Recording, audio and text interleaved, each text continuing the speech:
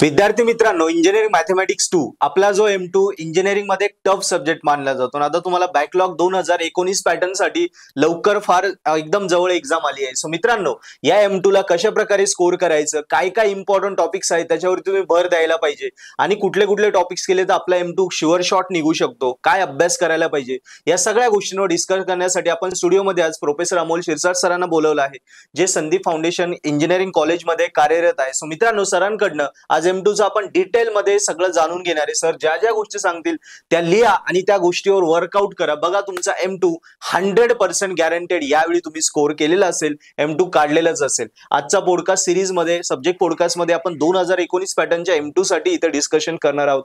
So मुलांना आपण सरांचं स्वागत करूया. Welcome sir. सर, M2 म्हटलं की जबरदस्त आहे, मला पण भीती वाटायची माझ्या वेळी. सो आता M2 च्या बाबतीत तुम्ही सांगा सर की युनिट वाईज मुलांनी आता वेळ कमी काय काय अभ्यास करायला पाहिजे. M2 मध्ये जर तुम्हाला पासिंग करायचे असेल 40 मार्क, येस सर, तर मी सजेस्ट करेन युनिट नंबर 4 आणि युनिट नंबर 5. 4 आणि 5 हो. ओके. युनिट नंबर 4 मध्ये तुम्हाला कर्व्स आहे, त्यामध्ये पॅरामेट्रिक आणि पोलार हार्डली 10 ते 15 एक्झाम्पल आहे, ते करा. त्याच्यावर त्यांचे 10 मार्क. कुठले कुठले आहे सर, काही सांगू शकता? पॅरामेट्रिक मध्ये सायक्लॉइड आणि ऍस्ट्रॉइड असे 5 एक्झाम्पल आहे. ओके. आणि पोलार मध्ये रोज कर्व आणि कार्डॉइड असे 8 एक्झाम्पल आहे, ते नीट करा. त्याच्यावर त्यांचे 10 मार्क सुटणार. हे दोन्ही कन्फर्म केले तर फिक्स प्रश्न आहेत. हो, पडतातच. ऍस्ट्रॉइड आणि सायक्लॉइड यांचे 2 एक्झाम्पल पडतातच, दरवर्षी पडतात. ओके. हा, तर असे 13-14 एक्झाम्पल आहे, ते जरी केले तरी त्यांचे 10 मार्क. 2 प्रश्न 10 मार्क झाले. Yes sir. त्यानंतर युनिट नंबर 5 स्पियर कोन सिलेंडर. बरोबर सर. त्यामध्ये स्पियरचा दरवर्षी एक क्वेश्चन आहे, फिक्स क्वेश्चन आहे, तो पडतोच. कुठला वाला? त्यामध्ये आहे tangent plane. Tangent plane properties example आहे, तर ते एक्झाम्पल दरवर्षी पडतं. त्यात ते एक्झाम्पलचं नेचर असं आहे, show that plane tangential or the touches to the sphere and also find point of contact. अशा प्रकारचा क्वेश्चन पडतो. आतापर्यंतचे मागचे 4-5 क्वेश्चन पेपर काढा. प्रत्येक क्वेश्चन पेपर मध्ये हा क्वेश्चन आलेला आहे, फिक्स क्वेश्चन. हो, फिक्स. त्यानंतर कोन आणि सिलेंडरचं काय करायचं, कन्सेप्ट समजून घ्या, हाऊ टू सॉल्व्ह. कारण कोन आणि सिलेंडरचे सगळे क्वेश्चन एकदम सोपे, सगळे. मागचे 4-5 क्वेश्चन पेपर जर रेफर केले तर तुम्हाला अडचण येणार नाही. सगळे क्वेश्चन करा. कोन सिलेंडर मध्ये कोणत्याही प्रकारे असं हा क्वेश्चन येईलच असं काही हे नाही. एक फिक्स पॅटर्न आहे. लाईक कोन मध्ये तुम्हाला काय विचारणार आहे, find the equation of right circular cone. त्यासाठी काय लागतं, तुम्हाला डायरेक्शन रेशोज ऑफ लाईन काढायचे आणि दोघांमधला अँगल काढायचे आणि सॉल्व्ह करायचे, बस. तर कोन आणि सिलेंडरचे मागचे 5-6 क्वेश्चन पेपर मधले सगळे क्वेश्चन करा. त्याच पॅटर्नचं फार तर फार काय होईल, व्हर्टेक्स चेंज होईल, व्हॅल्यू चेंज होईल, दुसरं काही होणार नाही. Yes, great. सर, आता युनिट 4-5 झाला. 3 आणि 6 च्या बाबतीत कसं करायचं? 3 आणि 6 आहे 2 असे युनिट आहे प्युअरली इंटिग्रेशन. हो, दोन्ही इंटिग्रेशन बेस्ड आहे आणि त्याच्यामध्ये थोडं कठीण आहे. बरोबर.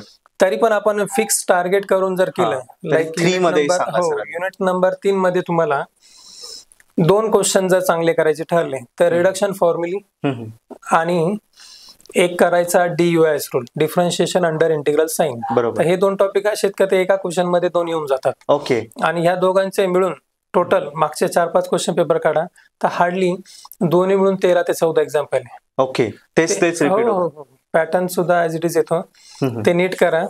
आणि थोडंफार चेंज झालं तरी काय हरकत नाही. बरोबर. तर त्या 13-14 एक्झाम्पल्स मध्ये तुम्ही आरामशीर 10 मार्क घेऊ शकता. करेक्ट.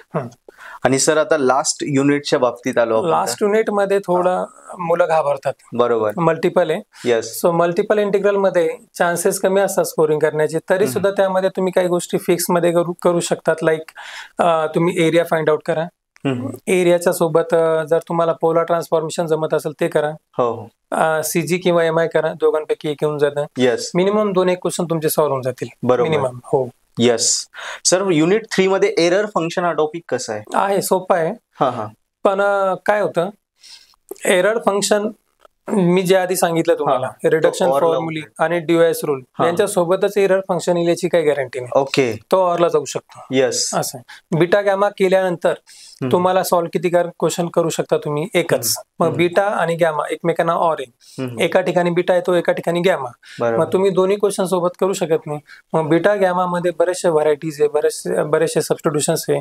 एवढा सगळा अभ्यास करून 5 मार्क घ्यायचे. बरोबर. त्यापेक्षा तुम्ही शॉर्टकट मध्ये रिडक्शन फॉर्म्युली करा आणि डिवाइस रूल करा, सफिशियंट आहे. Yes sir. सर आता एकंदरीत मुलांना अभ्यास कसा करायचा थोडं गायडन्स करा. अभ्यास करायचा असेल तर तुम्ही काय करा, पॅरामेट्रिक कर, पोलार कर, स्फिअर कोन सिलेंडर चांगले करा, डिवाइस रूल चांगला करा, रिडक्शन फॉर्म्युली चांगले करा. आणि याच टॉपिकवर मागच्या 5-6 क्वेश्चन पेपर मध्ये जेवढे सम आले सगळे करा. म्हणजे प्रिव्हियस इयर क्वेश्चन पेपर खूप मोठा रोल आहे. ते क्वेश्चन पेपर ते जर केलं तर आरामशीर तुमचे 41 मार्कांचं तुम्ही करू शकता. 40 मार्क क्रॉस करू शकता तुम्ही इझिली. येस, म्हणजे पासिंग शुअर होऊ शकतो. नक्की. PYQ जर समजा 4 जरी रेफर केले, 4 सफिशियंट. Okay sir. असे मुलांना स्कोर होतो का M2 मध्ये? तुम्ही असे पेपर चेक केलेले आहेत? हो, आहे ना. ओके. तुम्ही 70 पैकी 70 काढणारे पण मुलं आहेत. ओके. 10 मार्कांचे तर MCQs येतात, 60 मार्कचा क्वेश्चन्स थेरी क्वेश्चन्स असतात. बरोबर. तर ज्या मुलाचे 10 पैकी 10 MCQ बरोबर लागले, याचा अर्थ काय, त्याचा कन्सेप्ट चांगले. बरोबर. तर तो 60 पैकी 60 पण काढतो. तिकडे 70 पैकी 70 पण येतात. ग्रेट. सर शेवटचा माझा क्वेश्चन हे MCQच्या स्टडीसाठी मुलांना ऍटलीस्ट 10 पैकी कसे जास्तीत जास्त मार्क तिथे घेतील, काय करायला पाहिजे?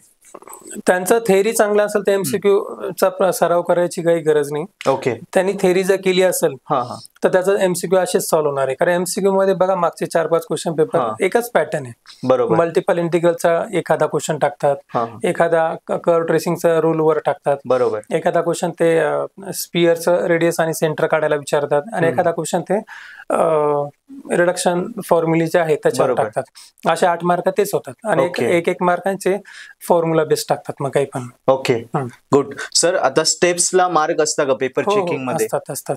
ओके, म्हणजे एखादी स्टेप चुकली तरी मध्ये मार्क भेटू शकतात. हो, तुम्ही चूक कुठं करता हे महत्वाचं आहे. तुम्ही स्टार्टिंगला चुकला तर 0. बरोबर. खालच्या स्टेप करेक्ट आहे. तर तुम्ही खाली जर समजा अर्धा क्वेश्चन बरोबर आहे आणि खाली चुकलात तर तुम्हाला अर्धे मार्क पडणार. ओके. असं मॅथ्स मध्ये तो प्लस पॉइंट आहे. हो, तुम्ही चुकी कुठे करतात ना हे फार मॅटर करतं. बरोबर. एकदम शेवटी चुकी केली तुम्ही तर तुमचा एखादाच मार्क कट होईल. करेक्ट. मध्ये केली तर अर्धे. बरोबर. स्टार्टिंगला केली तर 0. येस. सो मुलांनो, सुंदर प्रकारे सरांनी आपल्याला M2 कसा क्लिअर करायचा गाईड केलं. सरांनी एकदम कोचित टॉपिक, तुम्हाला एवढ्या मोठ्या पुस्तकातून कोचितच टॉपिक सांगितले. सर एवढे टॉपिक करायला किती वेळ लागू शकतो? व्यवस्थित जर केलं तर 2 दिवसात व्हायला पाहिजे. येस, म्हणजे आपण धरू शकतो की 10-12 तास. हो, मॅक्स टू मॅक्स. किंवा स्लो मुलाला 15 तास, 15-16 तासांमध्ये अभ्यास होऊ शकतो. हो, 100%. सो सर खूप सुंदर प्रकारे तुम्ही मुलांना गायडन्स क्लिअर करून दिला की कशा प्रकारे राहिलेल्या कमी दिवसामध्ये M2 ऍटलीस्ट पासिंग 40-45 मार्क घेऊ शकता.